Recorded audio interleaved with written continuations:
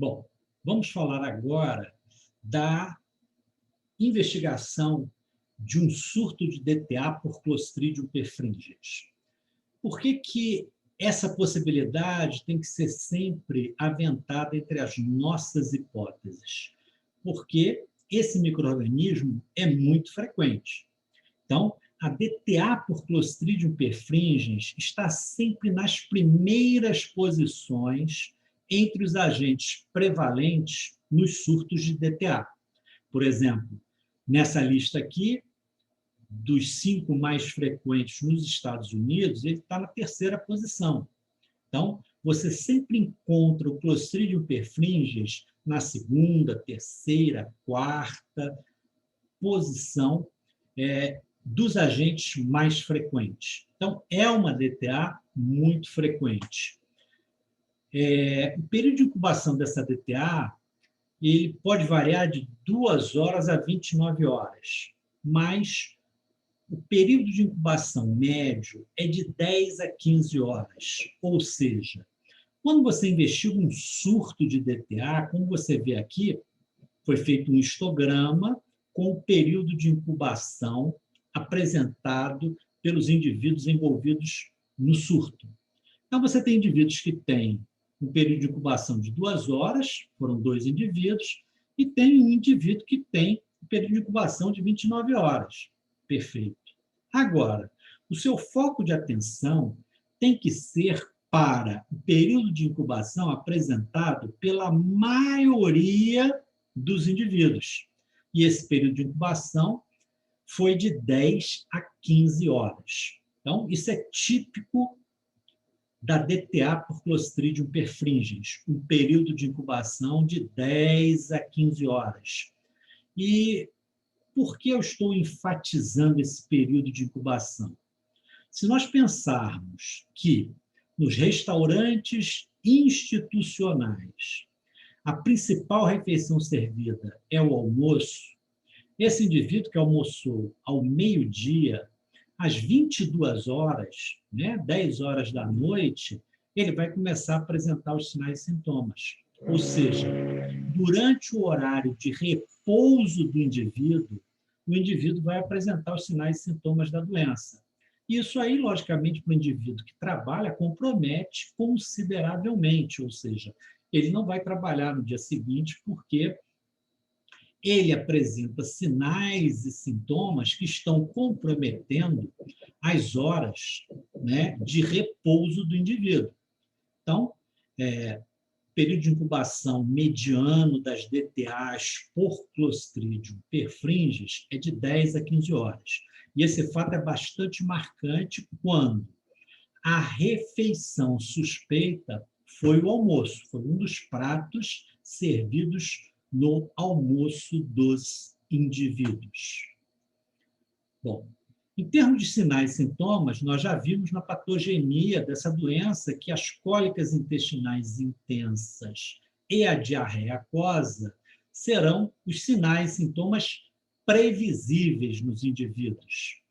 Como você observa aqui nessa tabela da investigação de 4 surtos de DTA, nós temos realmente a diarreia e as cólicas intestinais intensas como sinais e sintomas mais frequentemente apresentados aí pelos indivíduos.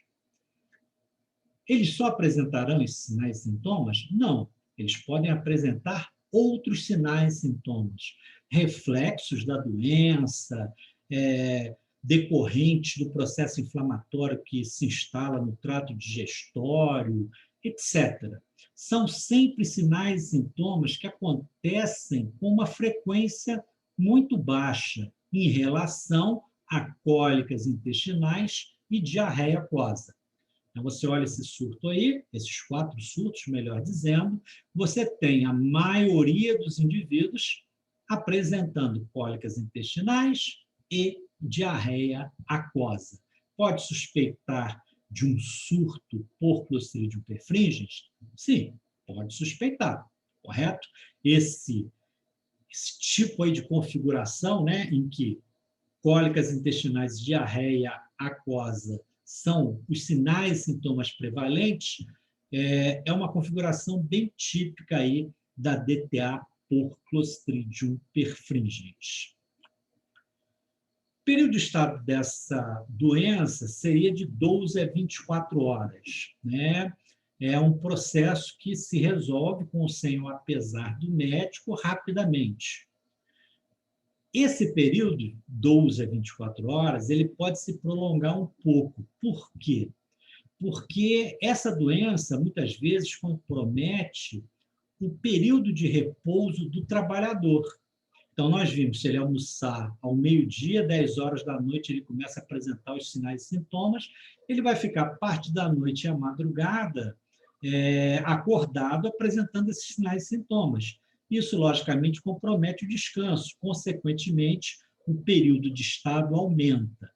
Então, em geral, esses indivíduos acabam afastados do trabalho por 3 dias, 4 dias, apesar desse período de estado aí estar sendo relatado de 12 a 24 horas, que é o período de estado da doença, típico da doença. Mas, quando essa doença afeta o trabalhador, afeta o horário de descanso do trabalhador, esse período de estado pode ser mais prolongado. A taxa de mortalidade é extremamente baixa, né? E ela só aumenta nos casos de enterite necrotizante, que são bastante raros. Eu nem vou comentar em detalhes os quadros de enterite necrotizante. Bom, quais são as características das amostras de Clostridium perfringens associadas aos surtos de DTA? Primeiro, a maioria delas é do tipo A. E a maioria delas possui o gene CPE no cromossoma. Então, isso é bem típico dessas amostras envolvidas em surtos de DTA. São do tipo A, né? O tipo A é o mais frequente, logicamente, elas são as mais frequentes nos surtos de DTA. E o gene CPE dessas amostras, o gene que codifica a enterotoxina de Clostridium perfringens dessas amostras, está localizado no cromossomo. Além disso, essas amostras possuem características diferenciadas, características que vão ajudar a potencializar elas como agentes causadores de DTAs. Então, os endosporos dessas amostras têm uma resistência excepcional a altas temperaturas, ou seja, durante o processo de cocção dos alimentos, esses endosporos têm uma chance de resistir aumentada. Então, eles são altamente resistentes a temperaturas altas. Quando você cocciona os alimentos, certamente, se algum endosporo resistir, são os endosporos dessas amostras de Clostridium perfringens. Assim como esses endosporos têm uma resistência excepcional a temperaturas baixas, ou seja, muitos alimentos envolvidos nesses surtos de DTA por Clostridium perfringens, eles sofrem refrigeração ou congelamento por períodos prolongados e esses endosporos eles vão ter uma resistência diferenciada a baixas temperaturas. Então, esses endosporos eles são altamente capazes de resistir a adversidades como altas temperaturas e baixas temperaturas. Correto? Bom, a patogenia típica da DTA por Clostridium perfringens nós já vimos anteriormente, vamos recordar agora. Tudo começa com um alimento que tem formas vegetativas e endosporos do Clostridium perfringens, mais outras bactérias da microbiota própria do alimento.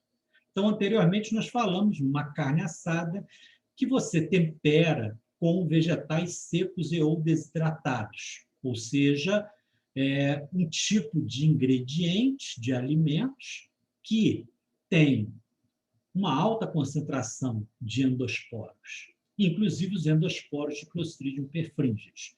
Então, você introduziu a bactéria, seja na forma vegetativa, mas na maioria das vezes é na forma de endosporos, no alimento. Eles estão coexistindo agora com a microbiota do alimento. Esse alimento é, então, submetido à cocção, e a cocção vai fazer o quê? Vai eliminar todas as bactérias na forma vegetativa e selecionar os endosporos. E aí, voltando a essa afirmação aqui, né, que ele tem uma resistência excepcional a altas temperaturas, os endosporos que mais resistirão à temperatura desse processo de cocção serão justamente os endosporos do Clostridium perfringens do tipo A, que tem o CPE no cromossomo. Então, essas bactérias têm características que a potencializam como agente causador de DTAs. Algumas nós já vimos anteriormente, formar endosporos é uma característica, ser aerotolerante é outra característica, e essa resistência excepcional a altas e baixas temperaturas é outra característica que potencializa essa bactéria a causar surtos de DTA. Então, você selecionou os endosporos, entre eles os endosporos do Clostridium perfringens. Em geral, esses alimentos, após cocção, eles são expostos à temperatura perigosa e, muitas vezes, esse processo da patogenia típica ele é amplificado quando você reaproveita os alimentos que foram coccionados. Então, você cocciona, expõe a temperaturas perigosas, serve. As sobras você reaproveita. Quando você reaproveita, você cocciona, expõe a temperatura perigosa, e se sobrar alguma coisa, você reaproveita. Então, o reaproveitamento dos alimentos ajuda consideravelmente na ocorrência dos surtos de DTA por Clostridium perfringens. Bom, quando você cocciona, você selecionou os endosporos. Quando você expõe a temperaturas perigosas, os endosporos germinam. E é extremamente necessário que eles se multipliquem, até atingir uma população bacteriana de cerca de 10 a 6 UFC por grama. Ou seja, você tem que ter uma alta população de formas vegetativas de Clostridium perfringens nos alimentos. Esses alimentos são ingeridos sem aquecimento e, quando esse alimento com essa alta carga microbiana chega no trato digestório, chega no intestino delgado, a bile estimula a essa alta população de formas vegetativas a esporularem. E aí, o que acontece? Se é uma amostra que tem o gene CP no cromossoma, ela vai produzir uma quantidade dessa proteína superior às necessidades de estruturação dos esporos. Consequentemente, vai sobrar CPE, essa proteína da capa do esporo. Quando a célula se lisa para liberar os endosporos, essa CPE é liberada e vai causar a patogenia que nós já estudamos. Vai se ligar à ocludina, à claudina, vai determinar o influxo de cálcio para dentro do enterócito, iniciando a morte celular, que vai destruir as microvilosidades e fazer com que eletrólitos passem para a luz intestinal. Esse processo é acompanhado de água, de solvatação aí desses eletrólitos, e acompanhado de um processo inflamatório intenso da mucosa do trato digestório. Então, o indivíduo vai ter diarreia aquosa e, quando uma onda peristáltica passar por essas áreas inflamadas, você vai ter cólicas intensas, sendo manifestas aí pelos indivíduos doentes. Então, essa patogenia é típica do Clostridium perfringens. Não se encaixa como uma intoxicação, porque quando você consumiu o alimento, não existia a CPE pré-formada. Também não é uma infecção, porque a bactéria não coloniza o intestino e se multiplica no intestino dos indivíduos doentes. Então, você não tem como classificar essa DTA, nem como intoxicação, nem como infecção. Bom, como eu falei, os alimentos envolvidos na DTA por Clostridium perfringens são típicos, ou seja, existem alguns pratos que frequentemente determinam essa DTA. São pratos bastante conhecidos, né, e que você deve ter total atenção sobre eles. Bom, primeira característica desses pratos, são pratos proteicos. É carne de frango, carne de peru, carne bovina ou carne suína. Então, quando você tem essas carnes em pedaços grandes, ou seja, que vão suportar o crescimento e a anaerobiose do Clostridium perfringens, você tem que estar atento à possibilidade dessa DTA. Geralmente são carnes assadas e muitas vezes são carnes assadas recheadas, ou seja, você pega vegetais e introduz na intimidade dos tecidos.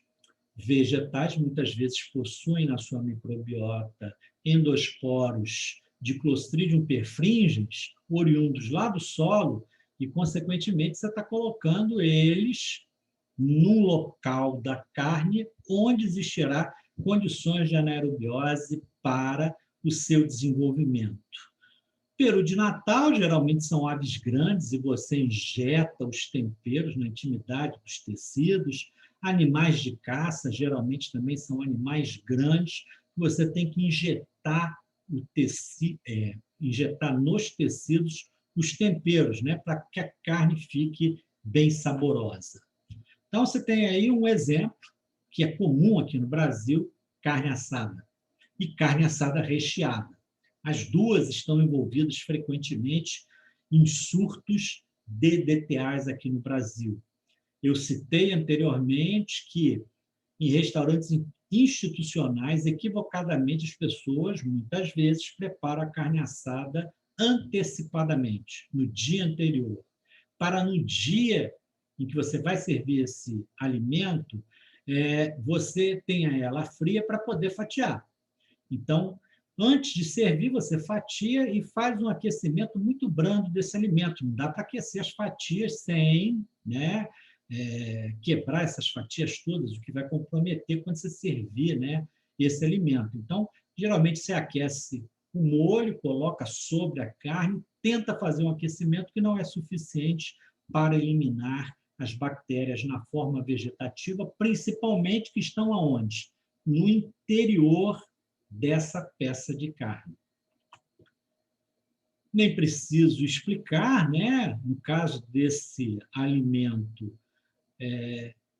existe a grande possibilidade do Clostridium perfringens se multiplicar na intimidade dos tecidos, bem como, certamente, né? Estou vendo 2 pratos na mesa, se esse peru de Natal, provavelmente, ou do dia de graças, for servido, a quantidade de alimento que vai sobrar certamente levará ao reaproveitamento desse prato. E aí, com o reaproveitamento, você amplifica as possibilidades de ocorrência da DTA por Clostridium perfringens. Pratos de caça também são típicos, né? Então, javali e outros animais grandes que são servidos aí em cozinhas exóticas, geralmente apresentados assim, são coccionados por longos períodos de tempo antes de serem servidos. Quando eles são servidos, eles já estão numa temperatura que propiciou a multiplicação do Clostridium perfringens. Como ele se multiplica muito rápido, certamente ele vai atingir, né, nos tecidos aí mais interiores desse prato, populações que podem desencadear o surto de DTA por Clostridium perfringens. E um prato que não é comum aqui, mas é comum no Dia de Graças, lá dos Estados Unidos, é esse prato que junta 3 alimentos perigosos num só, né? Um peru recheado com pato e recheado com galinha. Então, praticamente, você juntou todas as carnes que apresentam mais possibilidades de causar essa DTA num prato só, né? E, logicamente, você fez com que esse recheio ficasse na intimidade dos tecidos, ou seja, na área mais propícia ao desenvolvimento de uma bactéria anaeróbica aerotolerante, como o Clostridium perfringens. Todos esses pratos aí dão origem a muitos pratos de reaproveitamento e, logicamente, isso leva, né, a uma possibilidade aumentada da ocorrência dos surtos de DTA. Existem outros alimentos? Sim. Clostridium perfringens ele está amplamente disseminado na natureza. Consequentemente, alguns pratos exclusivamente à base de vegetais podem causar essa DTA.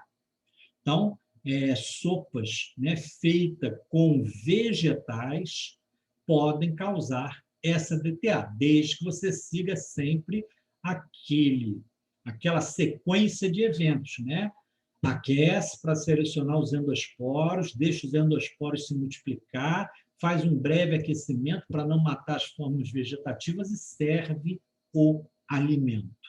Então, outros alimentos, como essa sopa minestrone, aí, que era muito comum antigamente, era muito famosa, né? Uma sopa à base de vegetais, ela é citada entre as causas aí de DTA por Clostridium perfringens. Como é que você faz a prevenção dessa DTA? Uma regra básica é nunca expor os alimentos à temperatura perigosa depois da cocção. Quando você cocciona, você seleciona os endosporos. Se você expor esse alimento a temperaturas perigosas, o que você vai fazer? Vai propiciar a germinação dos endosporos. E, dentre os endosporos que podem estar contaminando o seu alimento, seguramente o mais importante são os endosporos de Clostridium perfringens. Então, você evitar essa sequência, né? Cocção seguida de exposição à temperatura perigosa, é algo que você tem que evitar, né? Com isso, você está prevenindo a ocorrência de surtos de DTA. Muita gente deve estar se perguntando, mas eu fiz a cocção, como é que eu vou fazer, né, até o horário de servir esse alimento? O correto é você colocá-lo num balcão aquecido a 60 graus Celsius, mantendo a sua temperatura acima disso. Então, você pega um alimento que está a 100 graus Celsius, você coloca no balcão térmico a 60 graus Celsius, ele vai sempre manter, né, uma temperatura superior a 60 graus Celsius. O máximo que pode acontecer é ele resfriar até 60 graus Celsius, mas mesmo assim, nessa temperatura, os alimentos estão protegidos, né, da multiplicação do Clostridium perfringens. E nessa temperatura você pode manter o alimento até ser servido. Então, é essa a prática correta. Coccionou, mantém o alimento aquecido a 60 graus Celsius, é a melhor forma de você evitar aí as DTAs por Clostridium perfringens. Desculpe. É sempre importante você particionar os alimentos que são submetidos à refrigeração, ou seja, você tem, por exemplo, um pedaço de carne, ela tem 3 quilos. Se você particionar em pedaços de 1 quilo, esperar resfriar e depois refrigerar, a refrigeração vai ser muito mais eficaz em pedaços pequenos do que naquela grande peça de 3 quilos. Então, sempre que você puder particionar, depois do resfriamento, o alimento, e aí refrigerar, você está prevenindo aí a multiplicação do Clostridium perfringens. Por quê? Porque a refrigeração será mais eficaz. O frio, né? A refrigeração vai penetrar de forma mais eficaz no alimento se forem em partes pequenas. Bom, como é que você faz o diagnóstico laboratorial da DTA por Clostridium perfringens. Então, indo agora exclusivamente para a parte de microbiologia laboratorial, né? Quando você tem um alimento suspeito, o ideal é você submetê-lo a uma análise que é chamada contagem de clostrídeos sulfito-redutores no alimento. Ou seja, já falamos que quando você tem uma técnica de contagem, existe uma justificativa importante para você adotar uma técnica de contagem, ou seja, muitos alimentos têm na sua microbiota ou foram acrescidos de endosporos de Clostridium perfringens e outros Clostridium sulfito-redutores. Então, só a presença da bactéria não é indicativo da possibilidade de ocorrência de um surto de DTA. Você tem que ter grandes populações bacterianas, correto? Falei lá em slide anterior, 10 a 6 UFC por grama ou ml do produto, do alimento, melhor dizendo. Como é que você faz essa contagem de clostrídeos sulfito-redutores? Essa é uma análise que vai falar sobre a qualidade do laboratório. Então, você é nutricionista, vai contratar um laboratório, já sugeri o que você deve fazer. Você deve fazer uma auditoria nos procedimentos do laboratório. E se você quer saber se o laboratório tem compromisso com a qualidade, uma investigação dessa análise é altamente importante, é muito sugerida, né? Por quê? Muitos laboratórios improvisam essa análise, misturando o alimento com meio de cultura para Clostridium perfringens, desculpe, num tubo de ensaio. É eficaz? Não. Se você olhar aqui, você tem a maioria das colônias nas porções que estão bem longe da atmosfera a qual esse meio de cultura está exposto. Então, você vai perder parte da população microbiana.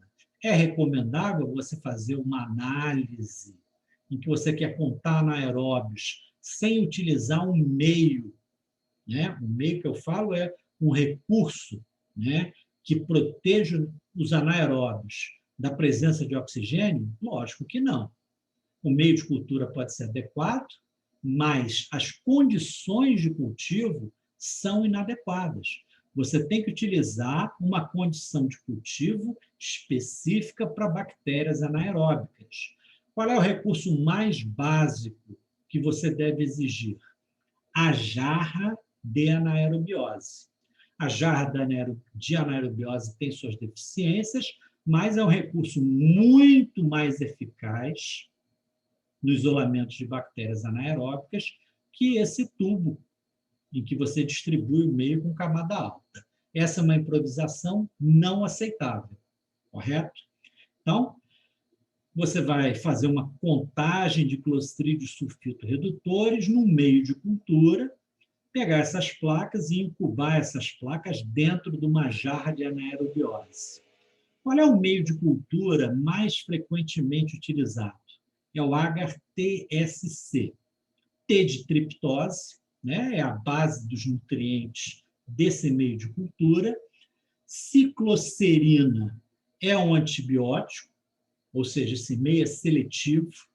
Esse antibiótico vai inibir a microbiota de acompanhamento, deixando os clostrídeos sulfito-redutores crescendo. Então, a única bactéria, entre aspas, que cresce nesse meio de cultura, teoricamente, pela ação seletiva da ciclocerina, seriam os clostrídeos sulfito-redutores. E sulfito, que vai ser reduzido pelas bactérias, e o produto do sulfito vai reagir com o ferro do meio, dando esse precipitado negro. Então, já vimos essa reação anteriormente. Então, as colônias de clostrídeos sulfito-redutores vão aparecer no meio como colônias negras, correto? Então, esse meio aqui é muito utilizado nessa análise contagem de clostrídeos sulfito-redutores. Na investigação de um surto de DTA, nós já comentamos anteriormente, você pode analisar espécimes clínicos. Então, você pode coletar as fezes dos doentes e procurar os clostrídios sulfito-redutores nas fezes dos doentes, dos indivíduos, dos comensais envolvidos no surto. Essa análise é de difícil interpretação, porque muitas vezes o indivíduo, mesmo sem estar doente, pode ter o Clostridium sulfito redutor na sua microbiota do trato digestório. E aí você vai incriminar uma bactéria da microbiota do indivíduo como agente causador de um surto de DTA. Então, essa análise ela não é muito recomendada. Ela pode ser executada por alguns laboratórios que têm tecnologias mais avançadas, desde que ele compare a amostra isolada das fezes com a amostra isolada do alimento. Então, você pode comparar características fenotípicas e genotípicas das amostras. Se você encontrar nas fezes uma bactéria semelhante fenotipicamente e genotipicamente da bactéria que você isolou do alimento, então você pode concluir que essa bactéria não era da microbiota do indivíduo, era uma bactéria que estava causando doença no indivíduo. Então, a contagem de clostrídeos sulfito-redutores nas fezes dos doentes é uma análise que só tem validade quando você confronta a amostra isolada das fezes do doente com a amostra isolada do alimento. Elas têm que ter características fenotípicas e ou genotípicas semelhantes. Se você encontrar semelhanças entre elas, você pode dizer que essa bactéria que encontrou nas fezes do paciente é que está causando doença no paciente e que ela veio do alimento consumido pelo paciente. Então, é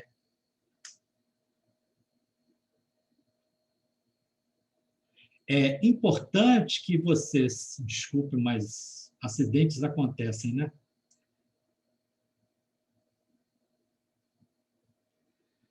Tinha que tocar o celular no final da aula. Bom, essa análise ela é uma análise que requer, né, uma infraestrutura laboratorial bastante importante, que não é comum na maioria dos laboratórios.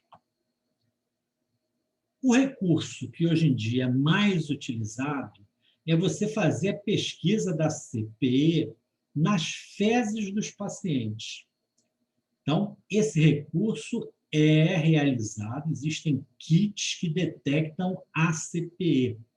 Esses kits são altamente sensíveis e, por sorte, né, só existe um tipo imunológico de CPE, o que facilita consideravelmente. Um kit permite o diagnóstico, né, de qualquer DTA causada pelo Clostridium perfringens, porque a CPE vai ter sempre o mesmo tipo imunológico. Então, esse kit é bastante utilizado nos dias atuais pelos laboratórios que fazem aí as investigações de DTAs. Agradeço aí a atenção de vocês, espero que vocês tenham entendido esse assunto.